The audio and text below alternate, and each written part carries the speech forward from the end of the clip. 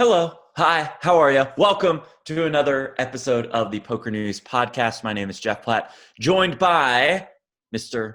Chad Holloway. That would be WSOP Circuit Grinder, Chad Holloway. So, Chad, fill us in on how these last couple weeks have gone for you out in the Milwaukee area. I'm still not Potawatomi. Is that correct on pronunciation? Yes, you nailed it. Nailed it. Okay. Yeah, Potawatomi Casino in Milwaukee. Whenever the World Series of Poker comes to town, it's one of the biggest things in Wisconsin poker, maybe in Midwest poker. Great turnouts, and so I was very much looking forward to playing a full grind, which I did. I played quite a bit, got off to a pretty good start. I cashed in 3 of the first 4 events that I played. 2 of them kind of a little more than min cash, and then I made one final table. I made the 8 max final table. Unfortunately, lost a flip with my ace king to pocket 3s and busted in 8th place. And that from there on out kind of became the story of my WSOP circuit experience, was losing flips. If I had ace king, I lost with it. If they had ace king, they won with it. And I think I busted maybe 6 bullets in different tournaments in that exact same scenario. In the last one, the main event, very excited. Just to show how bad I was running, I lost a flip. I had pocket 9s to Alan Kessler, the chainsaw. Oh, no. He had the no. ace king. He got there with his ace king, AK for AK. And, you see him bitch on social media about him always running bad and losing. He does complain? A little bit. The complaints, okay. yeah. And, but it was my turn to get chainsawed. And that was the last hand of my WSOP circuit experience. Yeah, I do think that probably sums up the trip perfectly when you close it out with losing a flip to chainsaw. And Chad, I hear winning flips in tournaments is important. Yeah, just a couple of those flips go a different way. That one at the final table, who knows? But that's poker. You got to deal with the swings. You got to deal with the variance. And who knows? Maybe the next time I play a WSOP circuit stop, all the coin flips come in my favor, and I'll walk away with the ring. There was some, shout out to Sam Cosby, PokerNews reporter. Absolutely. More of a poker pro now. He ended up winning the $1,100 buy-in event for his second ring. So that was pretty cool to see a close friend of mine ship a ring there. Yeah, Sam Cosby has been on a tear over this last year. We got to get him out of the media so we can get out of the media rankings and we can climb a spot or so. So, Chad, maybe you can win your flips the next time you decide to travel outside of the United States of America. Maybe hit up Canada and play on GG Poker. And maybe, Chad, you win your flips in the GG Masters, which is quickly becoming one of the hottest Sunday majors out there. It'd be great if I talked about it. It'd be great if you talked about it. But it'd be even better if Daniel Negreanu talked about it. What's up, people? Dean Eggs here. As you may have heard, I signed on as an ambassador for GG Poker. And you may be wondering why. Well, the key reason is the product, okay? They have the absolute best software on the market, not just the desktop, but also for mobile. In addition to that, they really have invested into this GG Masters, right? It's a $150 buy-in freeze out. You know how I feel about freeze outs.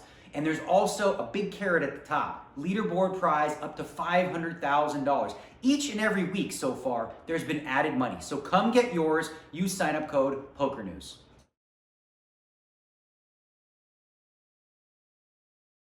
All right, well, thank you again so much to our friends at GG Poker, to our friend, Mr. Daniel Negreanu. Looking forward to what he has dialed up. And I think he's traveling to go play the GG Masters. He'll be in Canada come this Sunday, and you can catch all of that action on Twitch. I really like what GG is doing, Chad. I really, really like this kind of player of the year race as far as their Sunday Masters is concerned.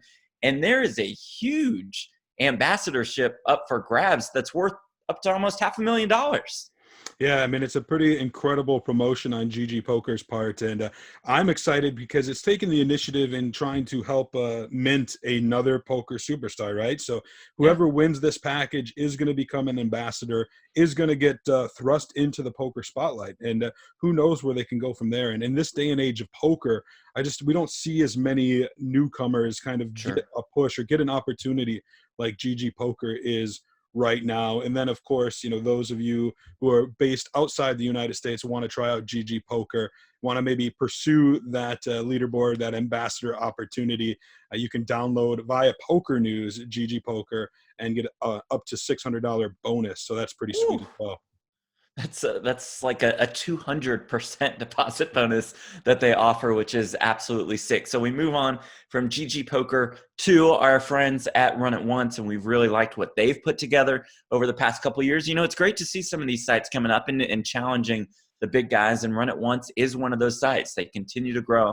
They have a really cool graphics package. It's another one of those sites that we complain all the time about, Chad, for not being able to play on there. If you are outside of the United States, you go to once.run/PNPod. You can receive an exclusive deposit bonus there. Again, that's once.run/PNPod. And that transitions us perfectly into the ambassador, the owner, the boss man of Run It Once. That would be Phil Galfond. And in the Galfond Challenge against Venevidi 1993, it is safe to say things have not gone well for our hero. 1-12-1 in sessions, down a bit more than 900,000 euros. And Chad, the news just coming yesterday, he's taking a little break. Yeah, I certainly can't blame him. There was one bright spot that one in the 1-12 you mentioned, where Galfond had a nice uptick, and it looked like, okay, maybe this is the turning point. But then it was just a free fall after that. And yeah, I mean, the match is not even halfway done. You know, it's a 25,000 hand match. They're got almost 10,000 hands played, and he's down over 900,000 euro. I don't think anybody expected it to go this poorly for Phil Galfond, and you know, I think it's a combination of things. You know, it might be that he's a little bit rusty, but I think it's also that Venevidi is one hell of a player. Obviously, I mean, you don't get that much up over Phil Galfond without you know, being a solid player in your own right. So Phil Galfond decides, all right, let me take a step back. Let me take a couple weeks off to reconsider whether or not I want to continue this challenge, or of course it's built in that you know, he can forfeit and you know, pay the fee. And at this point, when you're down 900,000, I mean, you really got to consider it. Like, if the match continues and you lose another €1 million, I mean, it would be just disastrous. Galfond has laid 2-1 on 100K, so he would owe an extra $200,000, 200,000 euros, excuse me, if he is down at the end of this. He says, once I can get my brain working again after a little bit of recovery, I'll decide whether I feel ready to continue on March 1st or if it's time to regroup and move on to another challenge. My prediction, Chad, tell me if you disagree, is that on March 1st, he says, you know what, let's go. Like, I'm giving this match, this challenge, one more chance, and I think he's a little too competitive to let this one go quietly into the night. What do you think happens come March? I actually take the flip side of that. I think that I think he's going to concede and just say, hey, the Venevidi, I've met my match. He got the better of me. I'm just going to pay the fee. I'm going to pay what I owe. Congratulations, you won this one. I'm going to move on to the next challenge, see if I have a little bit better luck there. And yeah, I mean, that's just what my gut tells me, but you could very well be right. Phil Galfond is a competitor, so maybe he's not willing to bite the bullet. Maybe he is going to continue, and you know, only time will tell. Well, there we go. We'll keep you posted, I guess, come March on the Galfond Challenge. You can catch up with all the latest on PokerNews.com. And speaking of a guy who's on it and who will travel and travel and travel, that would be James Romero. Romero is in Uruguay right now, Party Poker Live, Millions South America, which you can catch on Poker Go. Brent Hanks and myself on the call. And it's James Romero shipping the super high roller, winning $325,000, beating Marty Mathis. Heads up, a very entertaining final table. And Chad, at the end, I'll tell you what, man, this guy's my hero, because while they're still playing heads up, he just absolutely chugged 2 glasses of wine, 1 glass of white wine, 1 glass of red wine, which was a little strange. And then when he gets the trophy, he licks it. I mean, what a legendary performance. Am I right? Yeah, I'm not a wine guy, but I guess you're balancing it out. 1 red, 1 white. I guess so, yeah. I don't think I could do that. I don't think I could make that move. James Romero is another one of those beasts, kind of in line with a Bryon Altman, if you will. He just he goes to work and he gets the job done. And you know, I have been to South America before for PokerNews. This is years ago when the LAPT was still a thing, and I absolutely love it down there. I've never been to Uruguay, but you know, anytime somebody has the opportunity to combine poker with you know, a cool trip, I think you got to do it. And here, James Romero does it with Party Poker Live, Millions South America, ships the super high roller. And yeah, I mean, it was a smaller field size, 35 players, but I I mean, that's not too small for super high rollers. I guess it beat, the super high rollerball Australia. Absolutely. That's a good point. And I think a lot of the guys who usually play 25Ks, if they look back and watch that tournament, they'll be really upset that they missed out on this 25K. There were some amateurs for sure. There were some people who were just from Uruguay and had 25K to burn off. And there were some plays that you certainly don't see in many 25Ks. So I think a lot were watching and thinking, well, damn it, I'm going to put this on the calendar for next year. We have coverage of the Party Poker Live Millions South America main event throughout the week, which you can catch on Poker Go. Chad, let's go back to Potawatomi, and it's Philip Shing winning the WSOP Circuit main event for more than $150,000. A nice score for him, I would say. Yeah, it was pretty interesting final table in that I overheard Philip Shing say that he doesn't play but a couple times a year, and that actually one of his hobbies is to use PioSolver to run sims. That's just what he does in his free time. And then when he gets a chance to play, he puts that knowledge to work. And obviously he did here, winning over $150,000 in a field of 524 entrants. Now, another big story, couple stories at the final table, was James Papillo, the brother of poker pro Nick Papillo, finished in 4th place, which is the exact same place he finished in the same tournament back in September. So back-to-back 4th place finishes. And then Ken Donarski, he finished as runner-up for $93,000. And why this was interesting on a couple fronts. He had won a ring earlier in the series. He was among the points leader for the casino championship for most of the stop. Then a guy named Vishal Patel comes and wins the last 2 events, back-to-back, 2 rings in 2 days. So he takes a huge lead, right? And it looks like Patel's going to win the casino championship. He's going to get the seat to the 2020 Global Casino Championship. But Donarski was drawing live. He's in the main event. He makes the final table, and he has to finish 3rd or better. So he gets to 3rd, so he locks it up. But here's the interesting wrinkle. If Ken Donarski wins, then he gets a seat for the Global Casino Championship for winning the main event, and Vishal Patel would still, would still get the casino championship. But as it finished, Donarski took 2nd, so he gets that casino championship title, gets the seat to the 2020 Global Casino Championship. And then real quick, Jeff, very interesting about his journey there was he played a satellite to the main event. He, in the first level, lost pocket aces to ace king when 2 kings appeared on the board. So he's dejected. He's demoralized. He says, I'm not going to play the main.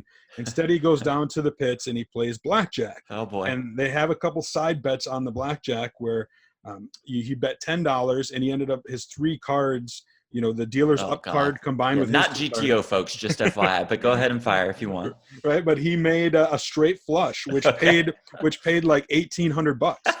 And so he said, this is a sign. That's enough for the main event buy-in. He used that money, went and bought into the main event, finished 2nd, turned that into $93,000. I just thought that was a really fun story. Wow, that is amazing. Quite the spin up from Donarski and quite the beat for Patel, who just has to dodge once they enter the final table a 2nd or 3rd place showing. And it was a 2nd place showing for Donarski to win him the casino championship. It's real quick that he's anti-sweating Donarski, right? He wants him to bust 4th or worse. And then when he gets to 3rd place, all of a sudden he's got to root for the guy. He's got to cheer him on. That is so bizarre. Chad, just a massive turnout at Hard Rock Tampa, and that's why I want to spotlight this winner, Bryon Johnson, for winning more than $166,000, not in the main event, but in the World Series of Poker Circuit Tampa Opener, which had more than 2,400 entries. That is absurd. Yeah, I mean, this is the first time the WSOP Circuit has visited the Hard Rock Tampa, but that's a Seminole property. And anybody who knows poker knows the Seminole, knows how to throw a poker event. So I'm not shocked to see them hitting home runs down there at the first WSOP Circuit stop. Right now, as we're recording this, 5 events are in the books. David Tuttle, Ryan Yu, Arcady Cenas have all won rings. Bryon Johnson, as you mentioned. And as of today, and it's going to be throughout the weekend, so if you're listening to this, check out PokerNews.com. We are offering live updates from 2 high roller events and, of course, the $1,700 main event over the weekend. And I expect all 3 of those tournaments to be had to have big turnouts, because if the opener event was any indication, with 2,433 runners, that's just amazing. And for Bryon Johnson to be able to turn $400 into $166,000. That's absurd. Yeah, that's just, I'm sorry, $600. It was a $600 buy-in event. It's the same thing. Yeah, into $166,000. What a dream come true. Yeah, you mentioned first stop in Tampa. Certainly will not be the last. I think we can go ahead and pencil in Hard Rock Tampa on the remaining World Series of Poker circuit schedules for years to come. So congratulations to Bryon Johnson. Congratulations to Seminole in Tampa for just an absolutely absurd turnout. If you're here in Las Vegas, the World Series of Poker circuit does kick off this weekend with a couple of these massive opening events. Our last story, Chad, something you and I have not been able to talk about quite yet, but it's been the buzz of the poker world over these last couple weeks. Poker Central acquiring the rights to high stakes poker. Now that means a couple of different things. Number one, Poker Central can now air the previous 7 seasons of episodes on Poker Go. And number two, new episode distribution. You fired up for this one? Yeah, I'm excited for both fronts. It's going to be great to be able to just fire up on-demand episodes on Poker Go to watch, high-stakes poker. Lots of good memories for myself and for much of the poker world. We remember watching Jamie Gold and Gus Hansen and Elliot Lesser and all these guys battling it out. But I'm equally as excited for new episodes, because this is a show that people have been clamoring for. Mm-hmm. They want it back, and with Maury Escandani back on board, he knows, he just knocks them out of the park with poker shows. In my opinion, I would like to see them try to recreate, the same atmosphere, the same set, give it that same feel, because I think that's what people want. I know that's what I want. I want the nostalgia of it. Maybe even try to get some of those players to come back, but also sprinkle in new players too. I want to see Alex Foxen battle it out on high stakes poker, and Stephen Chidwick and some of those guys. I'd like to see bring back the ingredients of the recipe that really worked for it back in the day, throw in some new spices, and I think it's going to be an awesome show. Yeah, I'm so excited for this with Maury at the helm, the Poker Hall of Famer, with Sam Simmons, who says, quote, Sam Simmons, Poker Central president, saying, quote, high stakes poker was a remarkable poker program with star players, massive pots, and memorable moments. The show beautifully conveys the drama of cash game poker, end quote. And Chad, that's exactly what you were talking about. We got to have the bricks of cash on the table also. I'm fascinated to see what the show will look like. Speaking of what the show might look like, I will catch up with fellow commentator and producer on the new version of high stakes poker, Brent Hanks. We'll talk sometime over this next week. And Chad, what do you say we hear that interview on next week's podcast? Sound good to you? Yeah, sounds good to me. We'll get all the deets on this, the high stakes poker scene. And, one recommendation to those guys, let's see some bomb pots. Juice up those pots. Yeah, well, they didn't have bomb pots back during the first round. Let's see some big bomb pots in this high stakes poker. Well, I'm sure these players will be willing to do that because we know they are down to gamble. All right, so next week, Brent Hanks, thank you all so much for listening today. Thanks to our friends at both GG Poker and Run It Once. Check out PokerNews.com for all the latest. For Chad Holloway, for our friend Sarah Herring, in Sarah's honor, I'm Jeff Platt, and we say deuces.